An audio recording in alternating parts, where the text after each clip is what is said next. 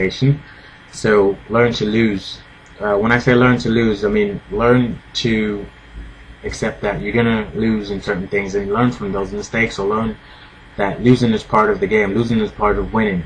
Be humble about it. I mean, be humble. Don't be rude to other people. You know, if someone teaches you something or someone corrects you, be humble about it. Learn from that other person, because obviously they know what they're talking about. Expect the unexpected. You know what I mean? Just don't. I mean, if you plan to do things, expect it not to go the way you want, or expect it to go the way you want, and expect more. But you know, don't be surprised when you do something and you don't get the outcome you want. Aim big. I mean, I would say, you know, sometimes people say aim small, but aim big. There's no point in aiming small. You're gonna stay small for life. Aim big. If your goal is to be one of the top bloggers, by all means, you know, do what you need to do. Focus on your content. Focus on delivering, you know, valuable content to your readers. Focus on building your blog. You know, write down these things that you need to focus on. If you want to interview Darren Rouse, you know, by all means, you send them an email. If you want to interview Jay-Z, you know, send them an email. You know, those are some of the things that Tim Ferriss talks about in his 4-Hour Work Week. For 4-Hour Work Week book. I mean, aim big, don't aim small. Get the best of everything. I think I've heard this the other day. Tony Robbins said, get the best of everything. If you're gonna do something, get the best trainer. I mean, that your money can afford, or that you can afford, of course. Get the best in the tools that you need to use. I mean, research what tools you need to get. Research with hosting, or if you're dealing with your career, you know, get the best. Depending on if you're studying for an exam, get the best exam material. You know, research the market. Excuse me. Plan and implement. Create a plan. Have a plan. And there's no point planning something if you're not going to implement it. You know the old saying, "He who fails to plan, plans to fail." Plan to fail. Sorry. And do your due diligence. Just this can relate to any field. Do your due diligence. Do your homework. If you're going to buy a property, make sure you know how much the property costs. Make sure you know how much similar properties cost in the area. Make sure you know what the buyer paid for it. If you're going to be a blogger, do your due diligence in the sense to say, okay, what topics that you can research that can benefit your reader. You know, think about things like that.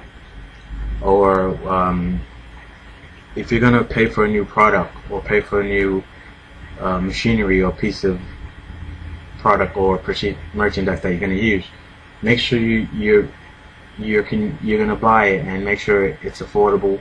Don't buy something that, you know, you're going to be out of home, or you're not going to be able to eat because you just bought this new product. Keep it simple. I mean, I've heard this in class while I was in college. The KISS methods. Keep it simple, stupid. Certain things people think, okay, it has to be hard, or it has to be difficult in order to achieve success. Some of the courses that, you know, I've paid for or I've actually been on is pretty simple stuff, and it's just simple stuff people tend not to put to use. So what I want you to do is actually, okay, look, if it's something that's simple, implement it. See if you get the results you need. If it doesn't work, try another method, and learn to listen. Listen to what people have to say. Doesn't mean you have to follow exactly what they do, but sometimes you may get advice from someone who knows, you know, what you're doing.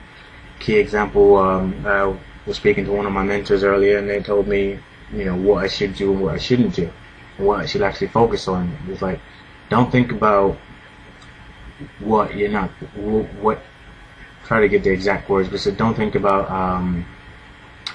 what you're not going to achieve. Think about putting in an offer, and putting in an offer, regardless, they might accept it, they might not. You know, most of the offers that accept, or most of the people that's successful in property or in any business, they put in an offer where they say, okay, this is what I want to pay for that. Maybe they might accept it, maybe it might not. So you just have to give it that try. I think this is one of the things Warren Buffett says, learn not to follow the crowd. Because when you follow the crowd, you tend to become like the crowd. I'll give you a key example.